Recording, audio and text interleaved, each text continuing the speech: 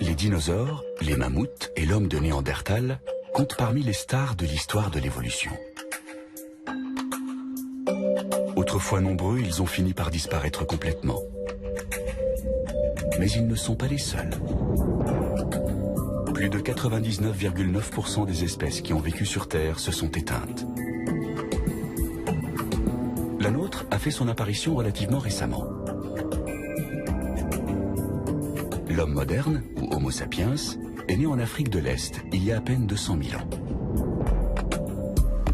Notre gros cerveau nous a permis de coloniser les endroits les plus reculés sur la planète.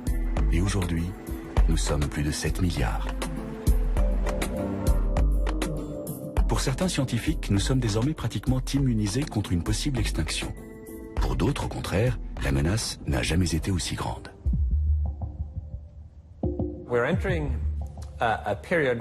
Nous entrons dans une période où le degré de risque est nettement plus élevé qu'avant. Il y a une probabilité réelle pour que l'histoire de l'humanité prenne fin au cours de ce siècle. On fait et on va faire des choses au XXIe siècle que personne n'a encore jamais réalisées. On est en train de concevoir des technologies extrêmement puissantes qui nous permettront de manipuler et réarranger la nature même de la vie et de maîtriser la matière au niveau atomique et moléculaire.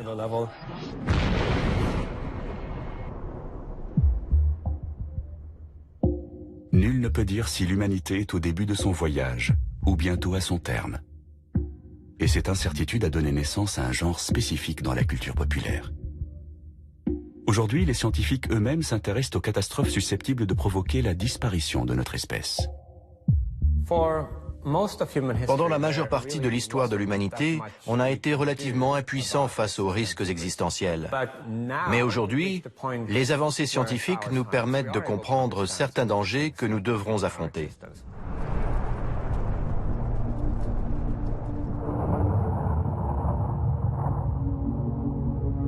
Sommes-nous menacés par un phénomène naturel ou serons-nous les artisans de notre propre perte? Et quel est le risque qu'une extinction massive ait lieu au XXIe siècle? Ce sont autant de questions auxquelles nous allons tenter de répondre.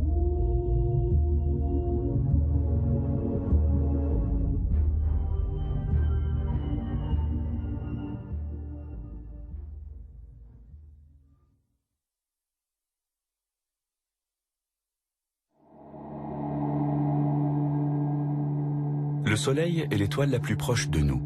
Il est essentiel à la vie sur Terre. Sans lui, les plantes, les animaux et l'homme n'existeraient pas. Mais les forces physiques qui s'exercent au cœur d'une étoile sont également capables d'anéantir la vie.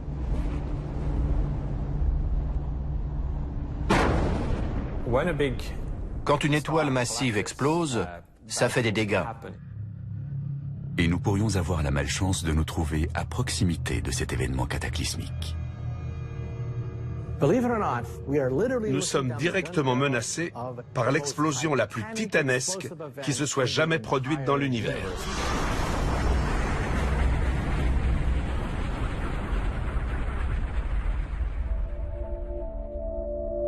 Le 19 mars 2008, satellites et télescopes ont enregistré un phénomène extrêmement distant, sans précédent dans l'histoire de l'astronomie. Ça a été l'explosion la plus puissante qu'on ait jamais vue. La plupart des objets célestes aussi lointains sont complètement invisibles, même avec les meilleurs télescopes. Mais ce sursaut gamma a été d'une telle violence. L'énergie dégagée était telle qu'elle a été visible à une distance de 7,5 milliards d'années-lumière. C'est remarquable. Les télescopes ont détecté la phase finale du cycle de vie d'une étoile géante. Une supernova assez massive pour engendrer ce qu'on appelle un sursaut gamma. Voilà une étoile massive. Quand elle s'effondre sur elle-même pour donner naissance à un trou noir, elle émet le long de son axe de rotation des particules de très haute énergie à une vitesse proche de celle de la lumière. Elles jaillissent de la surface de l'étoile en deux jets opposés, le sursaut gamma. Si un sursaut gamma devait se produire près de la Terre, les conséquences seraient catastrophiques. Si le rayonnement touchait la Terre, il détruirait la couche d'ozone. Les rayons UV arriveraient alors jusqu'à la surface de la planète, mettant toutes les formes de vie en danger. Notre planète a connu au moins 5 grands épisodes d'extinction massive. L'un d'eux s'est produit il y a 450 millions d'années. Plus de 50% de toutes les espèces animales ont été anéanties.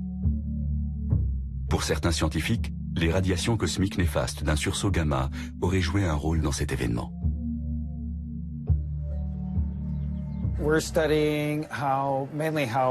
On étudie comment le phytoplancton, ces microalgues qui flottent dans l'océan, est altéré par une exposition au rayonnement ultraviolet.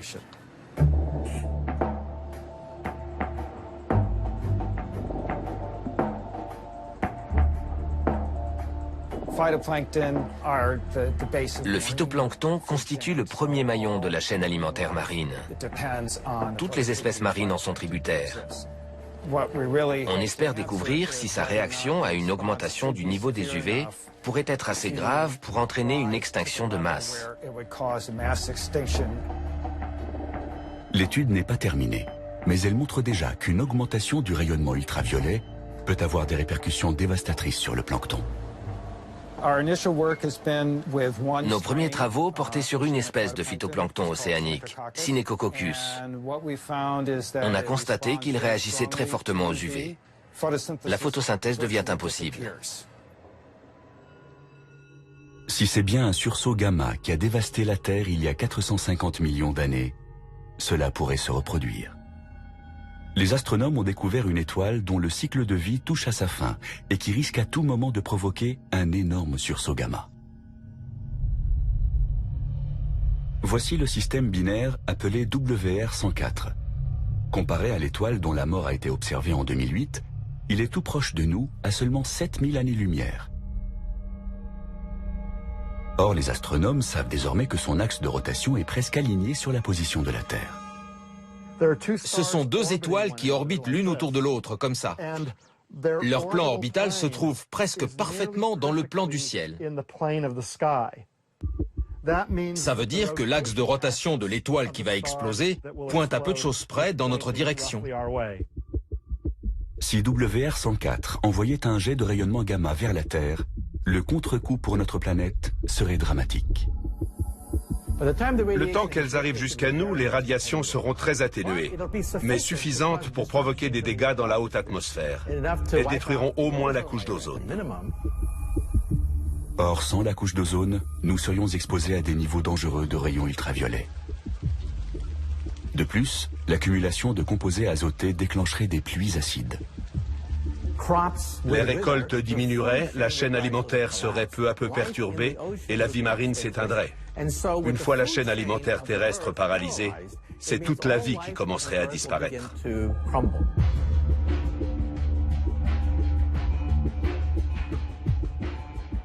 Ce genre de cataclysme se produira sans le moindre avertissement. Ce qui, bien sûr, n'est pas fait pour arranger les choses. WR104 se trouve à une distance de 7 à 8000 années-lumière de la Terre. Ça veut dire qu'elle a peut-être déjà explosé il y a 7 à 8000 ans. Autrement dit, demain, pendant que vous serez en train de faire tranquillement votre lessive, vous verrez soudain apparaître une boule de feu dans le ciel. Dans le principe, c'est possible.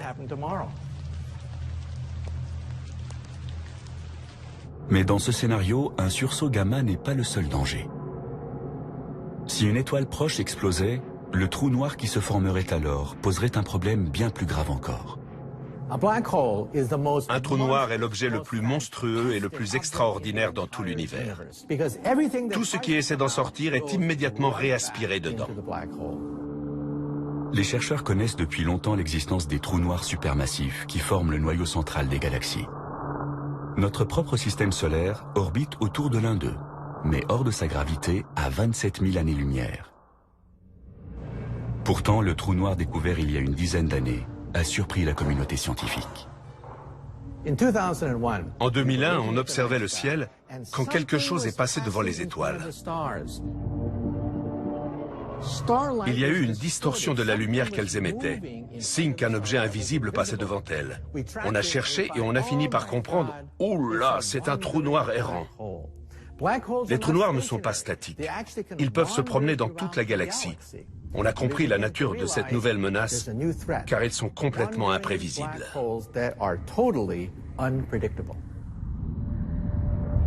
Les scientifiques pensent aujourd'hui que notre galaxie est sillonnée par des milliers de trous noirs errants.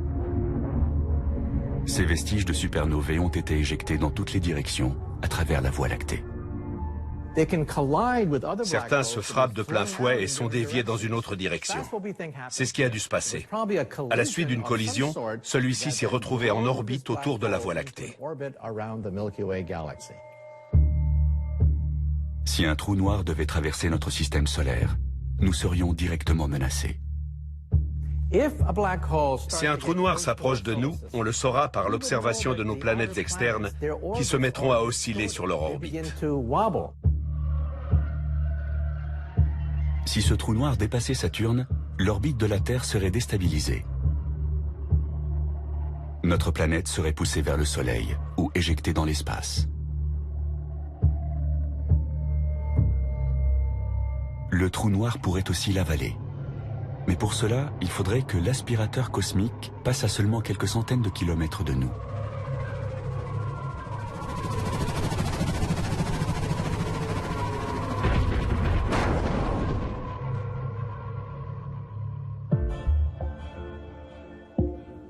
Le risque que nous soyons touchés par un sursaut gamma au cours de ce siècle est infime. 1 sur 10 millions. Celui d'une rencontre malheureuse avec un trou noir est encore plus faible. Ça fait partie des dangers naturels. On sait au moins une chose, ils sont extrêmement rares. Ce serait vraiment jouer de malchance si un sursaut nous frappait dans les 100 prochaines années. Cela explique que la mort d'une étoile soit en 10e position dans notre liste des pires scénarios catastrophes.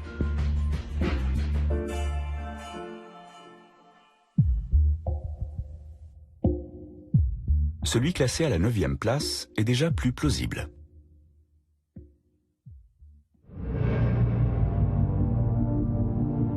Personne ne l'a remarqué quand il a foncé vers nous il y a quelques années et est passé à 1/3 de la distance qui sépare la Terre de la Lune.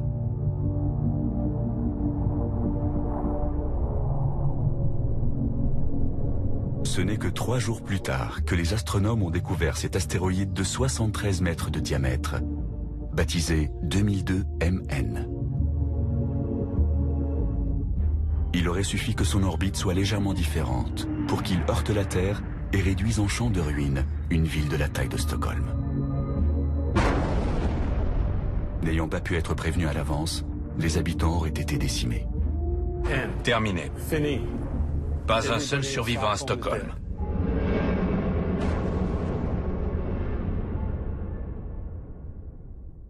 On vit au beau milieu d'un stand de tir. Il y a en permanence un tas d'objets qui passent à toute allure à côté de nous sans qu'on les voie. Si on pouvait les éclairer la nuit, on n'arriverait pas à le croire.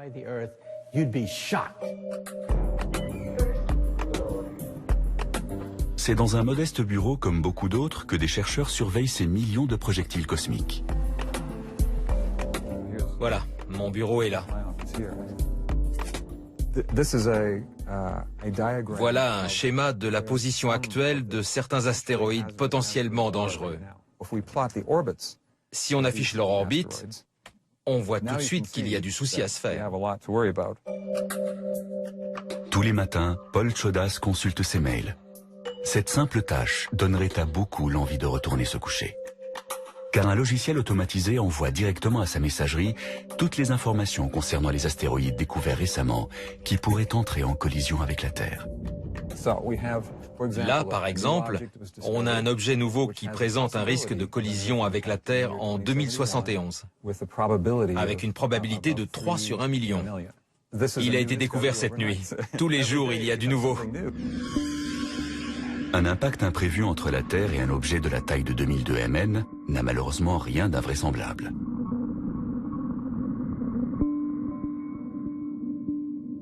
La moitié des astéroïdes qui s'approchent de nous ont le Soleil dans le dos et sont donc impossibles à repérer. De plus, nous sommes très loin de les avoir tous identifiés. Il y a environ 1 million de géocroiseurs qui représentent un danger potentiel pour la Terre. Et sur tout cela, on en a recensé moins de 1%. La menace la plus sérieuse vient d'Apophis, un astéroïde de taille moyenne, avec un diamètre estimé à 270 mètres et un poids de 20 millions de tonnes. D'une puissance équivalente à 65 000 fois celle de la bombe larguée sur Hiroshima. Son impact pourrait éradiquer Stockholm, mais aussi toute l'Europe du Nord. Alors notez bien dans votre agenda le vendredi 13 avril 2029. Car c'est à cette date qu'Apophis frôlera la Terre, à une altitude de seulement 29 000 km, ce qui est plus bas que certains satellites artificiels. On voit bien que son orbite est à peu près sûre. Il ne heurtera pas la Terre. En revanche, il pourrait passer par ce trou de serrure-là. Ce trou de serrure gravitationnel ne fait que 600 mètres de large. Si Apophis y passe en 2029, son orbite sera modifiée, mais les scientifiques sont incapables de calculer exactement dans quelle mesure. Or, il y a un petit risque pour que cette nouvelle orbite le place sur une trajectoire de collision avec la Terre 7 ans plus tard.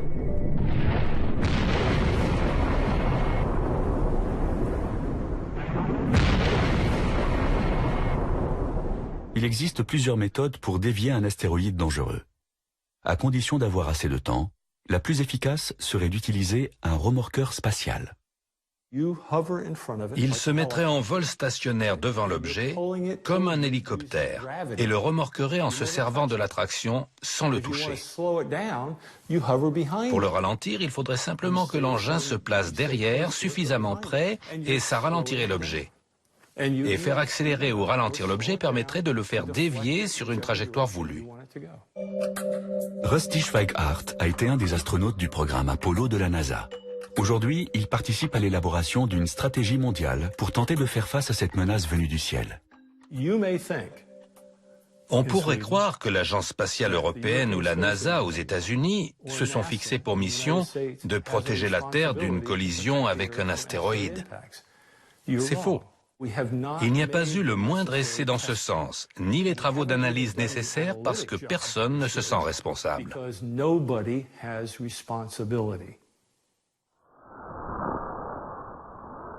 Un astéroïde de la taille d'Apophis ne mettrait cependant pas l'espèce humaine en danger.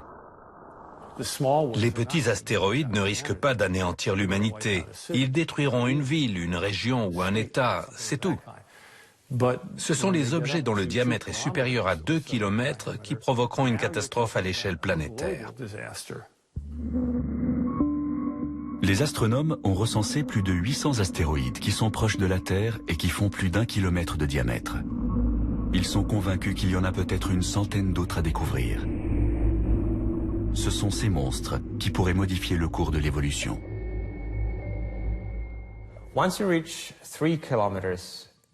Un objet de 3 km de diamètre représente une menace très grave, un risque de voir l'humanité disparaître. Et au-delà de 10 km de diamètre, il est à peu près certain que l'humanité disparaîtra. L'astéroïde, qui il y a 65 millions d'années a anéanti 75% de toutes les formes de vie sur notre planète, notamment les dinosaures, faisait une dizaine de kilomètres de diamètre. Sa collision avec la Terre a eu pour conséquence d'ouvrir la voie aux petits mammifères dont nous descendons. Mais rien ne dit que nous ferons partie des espèces survivantes si ce scénario se reproduit. Il y aurait d'abord un choc colossal. Ensuite, l'impact d'un astéroïde de grande taille projetterait dans l'atmosphère des quantités de suie et d'aérosols qui absorberaient la lumière du Soleil. La planète connaîtrait alors une longue période d'obscurité et de température négative. Ce sont probablement ces changements climatiques qui anéantiraient les derniers survivants humains. En voilà un beau, JU-39. À toi de jouer. Selon toute probabilité, aucun gros astéroïde ne se trouvera sur une trajectoire de collision avec la Terre dans un avenir proche.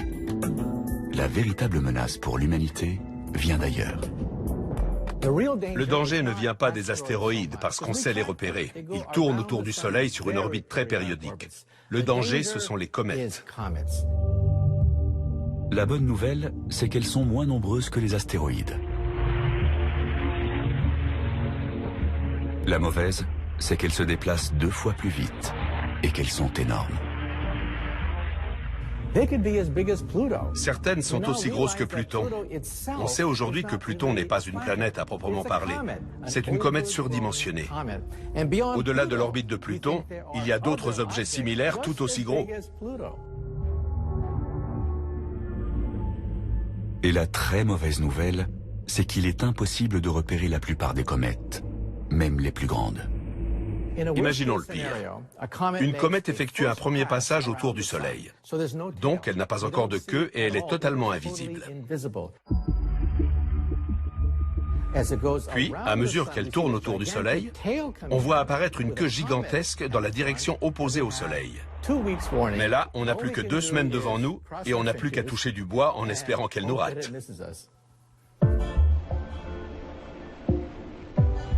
Un astéroïde de 3 km de diamètre ou une comète d'1 km de diamètre pourrait donc en théorie anéantir l'humanité. Mais la probabilité pour que l'un ou l'autre fonce sur nous au cours de ce siècle est faible. 1 sur 20 000.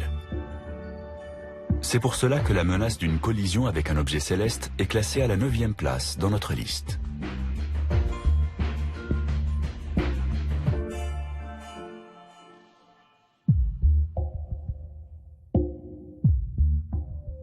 La menace suivante a 2 fois plus de risques de se produire.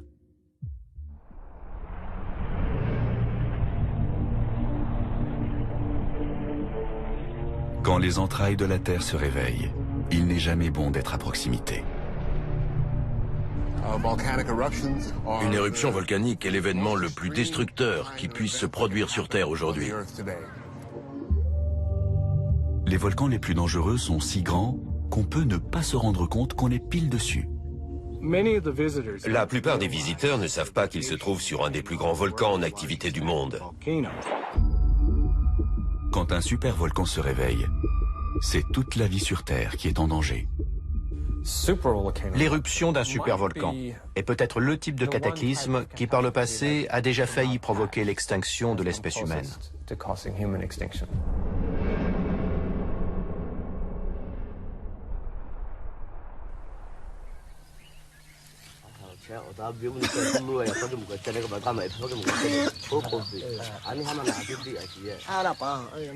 Il y a 75 000 ans, la vie n'était pas facile pour les hommes qui peuplaient la Terre.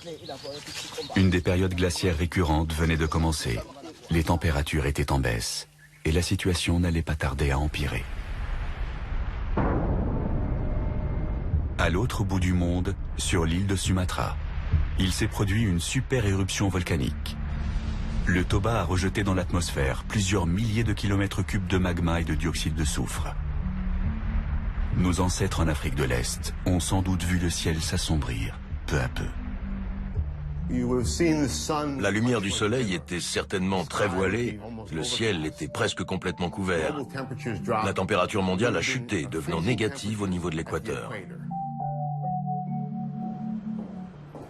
D'après les scientifiques, l'hiver volcanique causé par l'éruption du Toba a duré au moins 5 ans et a failli entraîner la disparition totale de l'humanité.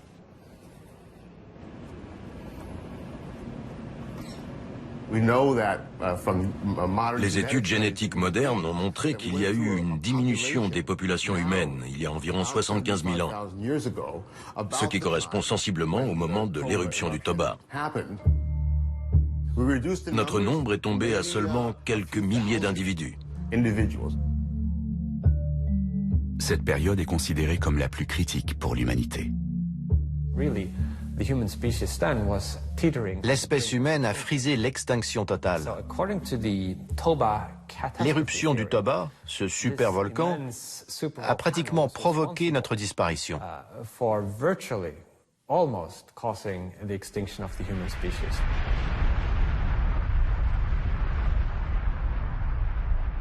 Mais des éruptions aussi violentes n'appartiennent pas au passé.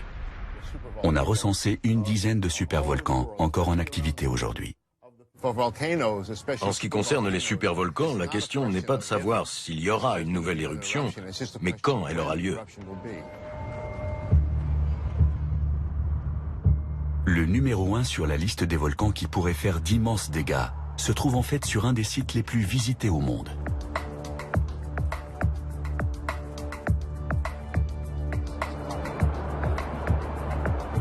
Chaque année, 3 millions de touristes se rendent à Yellowstone, aux États-Unis, afin d'admirer les paysages et la faune sauvage. Mais beaucoup ignorent qu'ils se promènent sur l'un des volcans les plus actifs de la planète.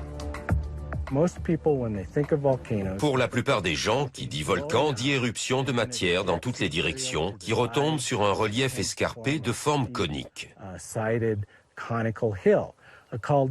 Une caldeira se forme quand une telle quantité de matière est éjectée, 1 millier de kilomètres cubes, que le sol s'affaisse et que ça forme une immense dépression. La caldeira de Yellowstone est gigantesque. 40 km de large sur 80 de long. À plusieurs kilomètres sous terre s'étend une chambre magmatique immense, sorte de super cocotte minute sous pression qui finira un jour par exploser.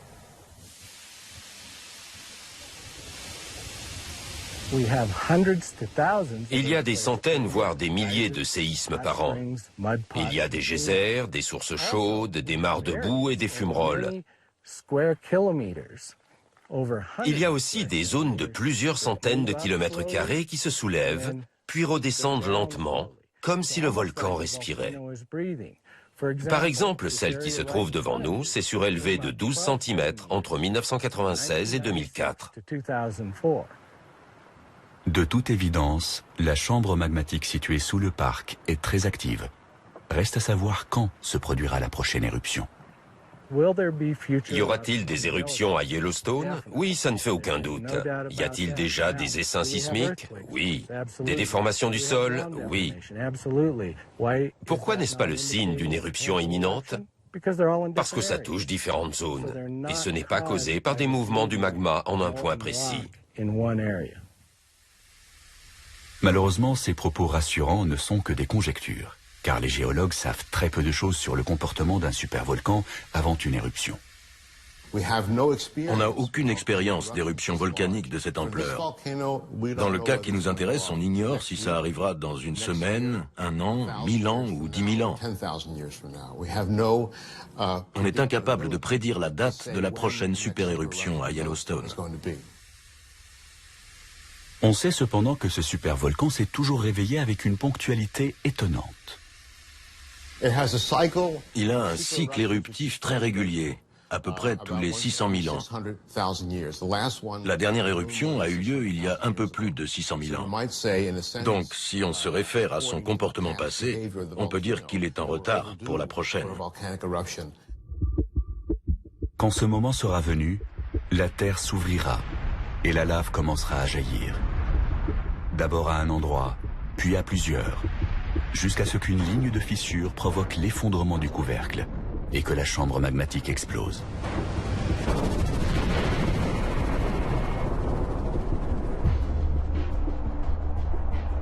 Au cours de certains types d'éruptions, un nuage immense se forme. Appelé coulée pyroclastique, il est composé de gaz, de vapeur d'eau, de cendres, de lave et de débris extrêmement chauds. Le nuage s'étale dans toutes les directions, à une vitesse de plusieurs centaines de km/h. Rien ne survit à son passage. Bozeman est la ville du Montana qui connaît la plus forte croissance démographique. C'est de là que partent de nombreux touristes qui visitent Yellowstone. Le parc a beau être à une centaine de kilomètres, Bozeman serait détruit par la nuée ardente.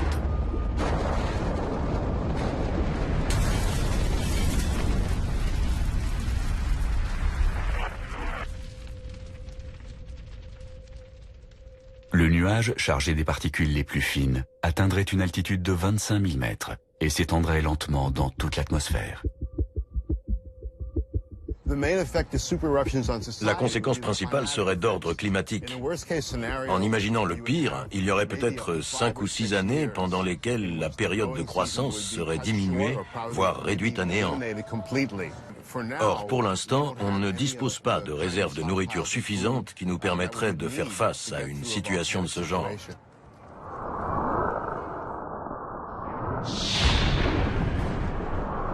Un géocroiseur pourrait être dévié et une guerre nucléaire mondiale pourrait être évitée grâce à la diplomatie. Mais il serait impossible d'arrêter l'éruption d'un supervolcan. Il n'existe pas de méthode mécanique pour soulager la pression au cœur d'un volcan.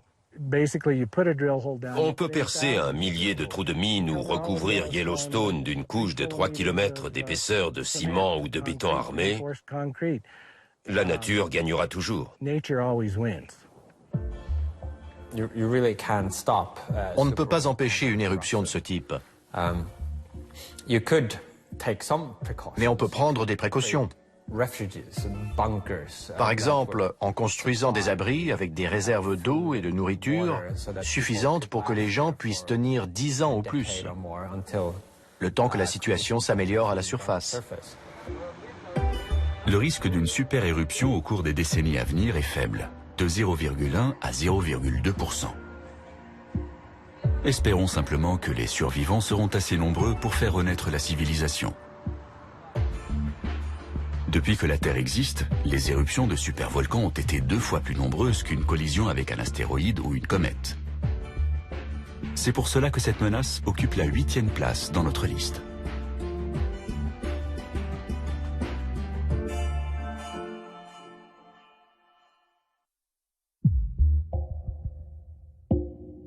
La 7e menace appartient à ce qu'on pourrait appeler les dangers inconnus.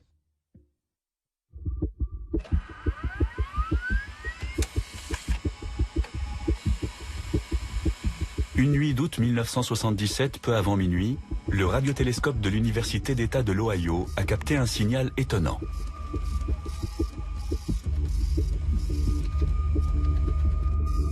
Il provenait d'une région du ciel située juste à l'est de la constellation du Sagittaire, à 220 années-lumière de la Terre.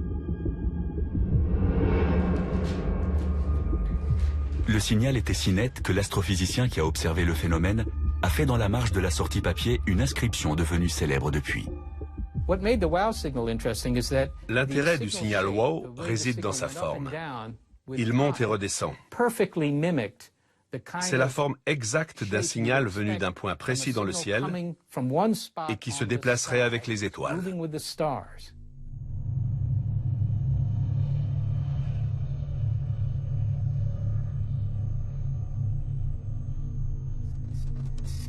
Depuis que nous traquons des formes de vie extraterrestres intelligentes, le signal WOW est le seul qui n'a jamais pu être expliqué. Ce n'est ni un phénomène cosmique naturel, ni un signal d'origine humaine. On ne sait absolument pas ce que c'est. On ne l'a plus jamais entendu.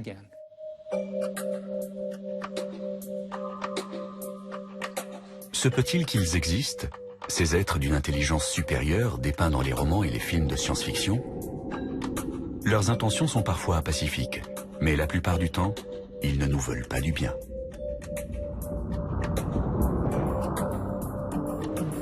Allez, premier cliché de la nuit. C'est parti. Personne ne peut dire si la vie existe sur d'autres planètes. Mais grâce au progrès rapide dans le domaine de l'astronomie, ce n'est plus qu'une question de temps avant que nous puissions répondre à cette question. C'est une époque extraordinaire. Pour la première fois dans l'histoire de l'humanité, nous avons une chance de découvrir les premières planètes qui présentent des similitudes avec la Terre, qui orbitent autour d'une étoile et seraient susceptibles d'abriter la vie comme nous la connaissons. Depuis la première, découverte en 1995, les chasseurs de planètes des 2 côtés de l'Atlantique ont recensé environ 800 exoplanètes. Des planètes situées en dehors du système solaire qui orbitent autour d'une étoile. Quand on a détecté la première il y a une quinzaine d'années, on pouvait seulement dire si c'était une planète ou pas. Depuis, on a fait des progrès énormes et on commence à être capable de donner sa température, sa taille, sa gravité, à dire si elle est rocheuse ou gazeuse, si on peut se poser à sa surface. On avance. C'est comme dans un roman de science-fiction, sauf que c'est la réalité. Voici la première étoile recensée, autour de laquelle tournent des planètes qui pourraient être propices à l'éclosion de la vie. Le système Gliese 581 se trouve à 20 années-lumière de notre système solaire, et comme lui, il compte plusieurs planètes. Celle que les astronomes ont baptisée 581G et sa voisine 581D pourrait présenter des conditions favorables à la vie. En seulement quelques années, les astronomes ont repéré dans le voisinage de notre système solaire des planètes qui sont similaires à la Terre. Les spécialistes sont donc convaincus que leur nombre dans tout l'univers pourrait être colossal. Il y a une quantité phénoménale d'étoiles dans le ciel, une centaine de milliards. J'espère qu'il y en aura des millions où la vie existe. Mais s'agira-t-il de formes de vie intelligentes? C'est une autre question. Vous voyez cette ligne droite? C'est un signal qui pourrait nous fournir une explication. Au SETI, le programme de recherche de vie extraterrestre, les scientifiques en sont certains. Ce n'est qu'une question de temps avant qu'un contact soit établi. N'oublions pas que l'univers grouille de planètes. Peut-être que seule une sur 100 ou sur 10 000 est potentiellement intéressante, mais puisqu'il y en a un si grand nombre, peu importe. Voilà près de 50 ans que nous tentons d'écouter des signaux extraterrestres, mais jusqu'à présent, personne n'a rien détecté de plus prometteur que le signal WOW. Ça va changer. Ce réseau de télescopes va nous permettre de fouiller le ciel beaucoup plus rapidement. D'ici une vingtaine d'années environ, on pourrait avoir écouté 1 million de systèmes stellaires. Ce sont ces antennes qui pourraient découvrir E.T. dans les 25 prochaines années.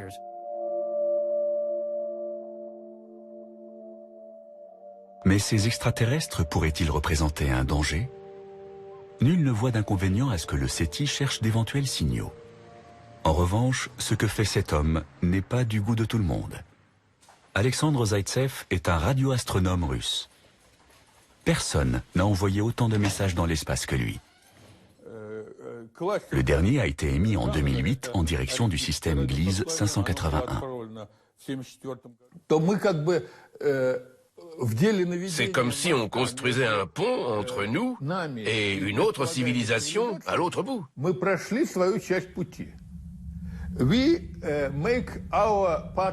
On fait notre part du boulot.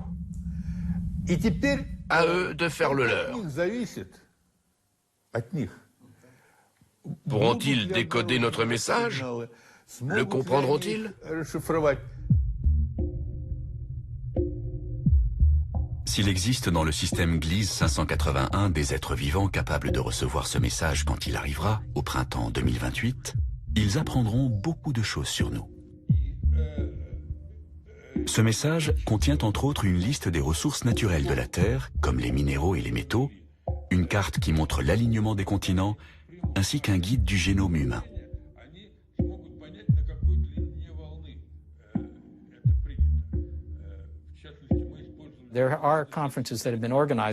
On a tenu plusieurs conférences parce que c'est un sujet extrêmement sensible. On est plusieurs à penser que faire ceci est dangereux et que c'est une mauvaise idée. On pourrait m'objecter, les signaux de nos téléviseurs émettent dans l'espace depuis toujours, mais ils sont très faibles. Ce qu'on voudrait éviter, c'est l'émission délibérée d'un signal beaucoup plus fort en direction d'un système précis. Mais Alexandre Zaitsev n'est pas d'accord. Je ne vois pas ce qui pourrait s'avérer dangereux dans ce qu'on a envoyé.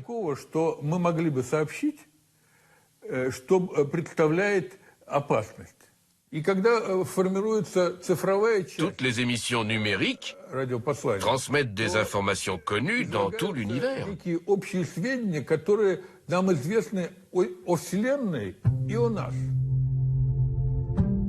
Si nous sommes vraiment seuls dans notre petit coin de l'univers, nous pourrions éliminer les extraterrestres de notre liste de scénarios catastrophes.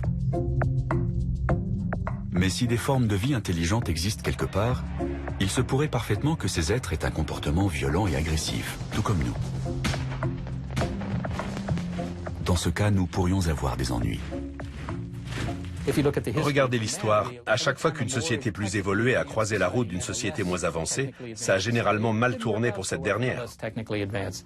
Quand les Indiens Arawak qui peuplaient l'île d'Hispaniola, aujourd'hui Haïti, ont vu les Blancs arriver à bord de leur navire, ils ignoraient que leur destin était scellé.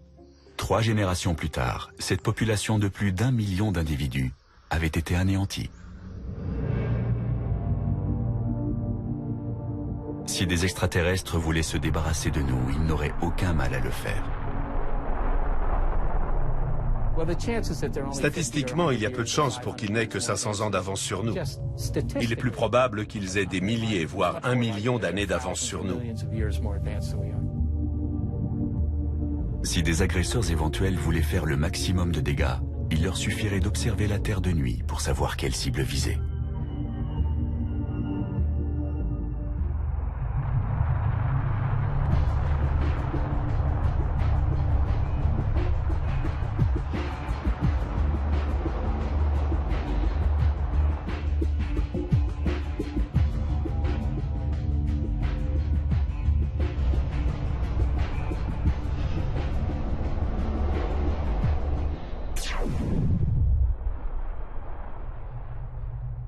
Ils ne seraient même pas obligés de se déplacer. Des êtres supérieurs sur le plan technologique auraient sans doute déjà mis en place un armement puissant à proximité de notre planète et pourraient déclencher une bombe à distance s'ils percevaient soudain notre civilisation comme une rivale pour la leur.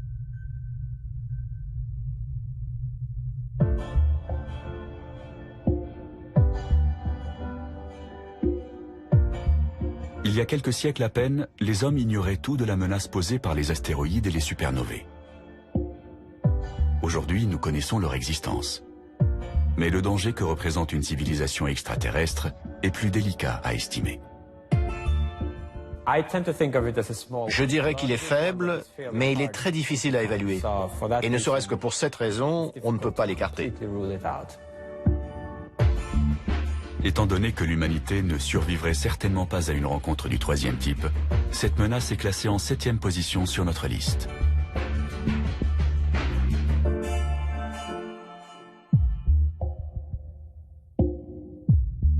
Contrairement au précédent, le scénario suivant n'est pas nouveau.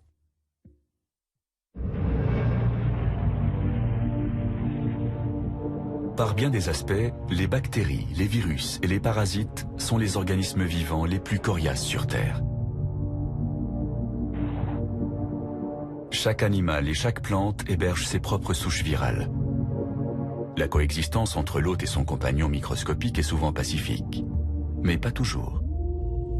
Parmi les risques de catastrophes planétaires, une pandémie naturelle figure assez haut dans la liste. Au cours de l'histoire, ces organismes ont fait des millions de victimes, et ce n'est pas terminé. Avec la généralisation des voyages, une pandémie pourrait se répandre très rapidement dans le monde entier.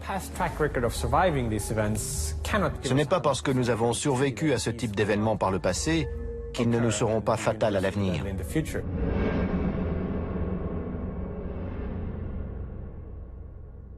The people of San Francisco celebrate.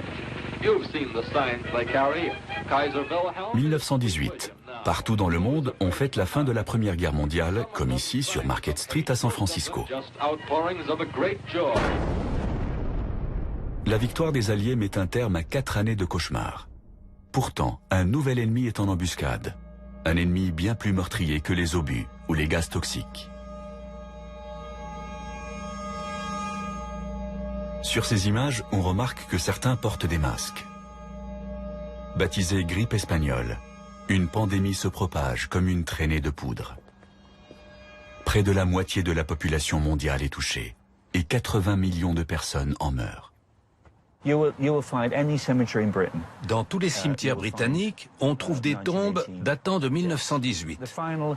Le bilan final de la pandémie mondiale a été bien supérieur au bilan de la Première Guerre. Largement supérieur. On ignore encore pourquoi la grippe espagnole de 1918 a été aussi meurtrière. D'une certaine façon, c'est le plus grand mystère du XXe siècle. Comment 80 millions de personnes ont-elles pu mourir? Pour John Oxford, l'étude de ce virus presque séculaire pourrait nous aider à mieux affronter des pandémies futures. Ce jeune homme est décédé à Prague en 1918 de la grippe espagnole. Ça, c'est un échantillon de ses poumons. Si on parvient à identifier 1, 2 ou 3 gènes dont le potentiel de virulence correspond à celui de la souche de 1918, on pourra appliquer les données à la situation actuelle. Près d'un siècle plus tard, d'autres souches virales sont apparues, comme la grippe aviaire et la grippe porcine. À première vue, elles semblent beaucoup moins dangereuses. Mais John Oxford nous met en garde. La grippe aviaire n'a pas encore tué autant de monde, mais elle continue d'évoluer et de se perfectionner. Elle pourrait devenir capable de se propager depuis le sud-est asiatique. Il faut savoir que pendant la Première Guerre mondiale, dans le camp militaire britannique d'Étaples, il y avait eu environ 200 morts. 2 ans plus tard, le virus avait pris de la vitesse, un peu comme un avion, et tué 80 millions de personnes. C'est ça le danger.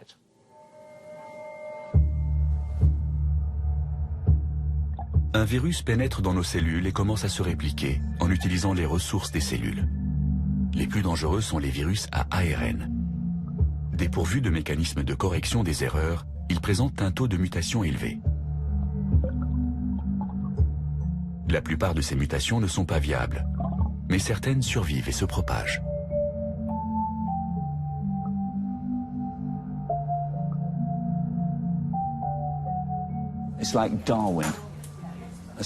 Comme le disait Darwin, c'est le plus fort qui survit. Un virus lâche un grand nombre de mutants dans la nature pour être sûr qu'il y en aura un qui résistera. Le caïd de la bande, le plus virulent. C'est celui-ci qui se propage. Les choses se gâtent quand un virus à ARN hébergé par un animal contamine l'homme. Des souches différentes peuvent se combiner pour créer une souche nouvelle, qui prend le système immunitaire complètement au dépourvu. Il y a un siècle, c'est ainsi que le VIH est passé du singe à l'homme. Le SRAS et le virus Ebola ont été transmis par les chauves-souris. Une maladie qui saute de l'animal à l'homme est appelée zoonose. Les chasseurs de virus comme Nathan Wolfe en découvrent régulièrement de nouvelles. Quand il y a des animaux sauvages apprivoisés dans un village, il y a un risque pour qu'enfants et adultes se fassent mordre. Les gens qui chassent et dépècent un animal sont forcément en contact avec le sang et les fluides corporels susceptibles d'abriter des maladies infectieuses.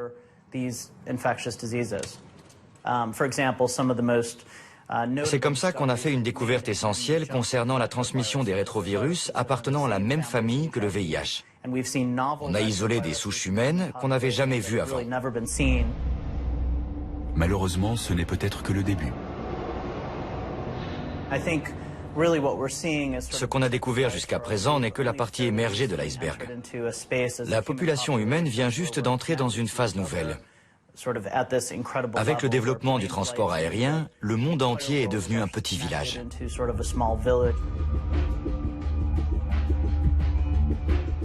Grâce à des logiciels sophistiqués, les scientifiques de l'Institut royal de technologie à Stockholm ont pu établir comment notre civilisation réagirait à une pandémie d'une ampleur similaire à celle de la grippe espagnole de 1918. Leurs conclusions ne sont pas encourageantes. On a fait de nombreuses simulations de ce scénario avec nos logiciels et la progression est spectaculaire. Imaginons qu'une personne contaminée en Asie du Sud-Est rentre à Stockholm. Au moment où l'avion atterrit à l'aéroport d'Arlanda, 5 personnes, dont le porteur de la maladie, seront contaminées. Ensuite, la contagion se propagera dans tout le pays extrêmement rapidement.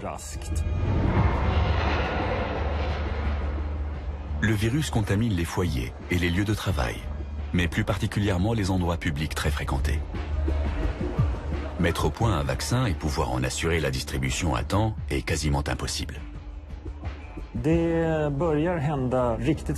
Les répercussions se font sentir au bout de 2 mois. La 8e semaine, 100 000 personnes sont atteintes. La 9e, 300 000. Puis les chiffres grimpent en flèche jusqu'à ce que toute la population soit contaminée ou décède. Les résultats de cette simulation sont effrayants. Près de 7 millions de Suédois sont touchés par la maladie. Un demi-million de personnes en meurent. Si on assistait aujourd'hui à l'émergence d'un nouveau virus, notre système de santé publique s'effondrerait. On serait confronté à des problèmes absurdes, comme le nombre de morts à enterrer en une semaine. À l'échelle mondiale, 70% de la population serait contaminée et 1 milliard d'êtres humains mourraient.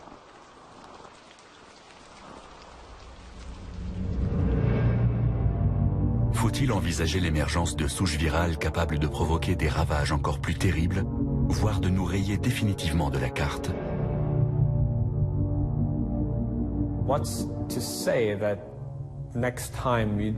Imaginons que la prochaine fois apparaisse un virus qui combine la virulence et le taux de létalité du virus Ebola, la transmissibilité de la grippe et la période d'incubation du VIH. Les conséquences seraient sans aucun doute gravissimes.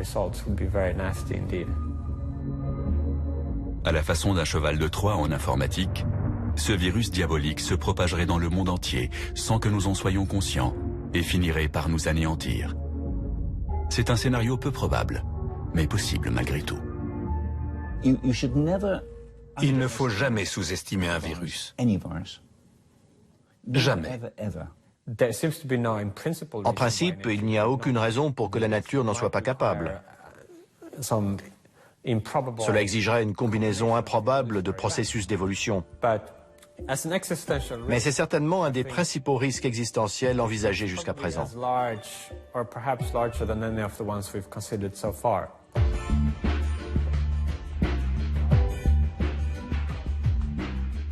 Voilà pourquoi la menace que représentent les micro-organismes est en 6e position sur notre liste.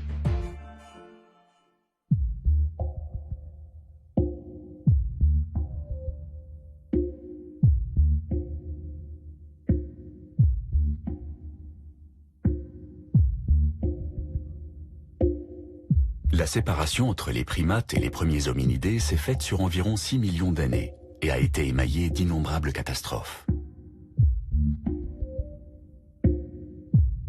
Régulièrement, les prédateurs et les périodes de sécheresse et de glaciation ont réduit notre population. Mais un petit nombre est toujours parvenu à survivre et à évoluer jusqu'à aujourd'hui. Étant donné qu'on survit à tous les dangers de la nature depuis 100 000 ans, il paraît peu probable qu'un de ces dangers nous soit fatal au cours des 100 prochaines années. D'où ma conviction que si l'espèce humaine s'éteint au cours de ce siècle, ce sera le résultat d'une catastrophe anthropique, c'est-à-dire causée par l'homme lui-même.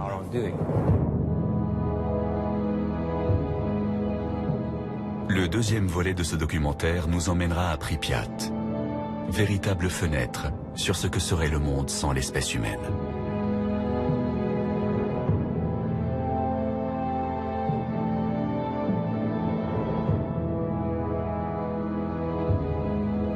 Cette ville de 50 000 habitants a été abandonnée il y a 26 ans, à la suite d'une catastrophe due à une erreur humaine.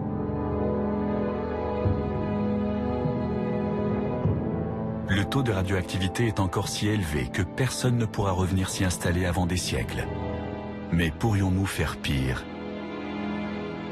et provoquer un cataclysme d'une telle ampleur qu'il anéantirait l'humanité ?